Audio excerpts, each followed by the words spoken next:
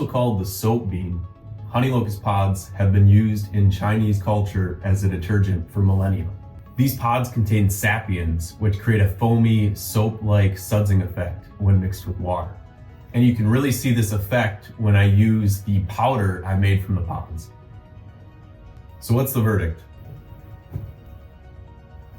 They smell fresh, and I think it's pretty amazing that you can just toss in a few of these pods and get an all-natural soap-like sudsing effect. Nature's Tide Pods. As always, thanks for watching, and happy trails.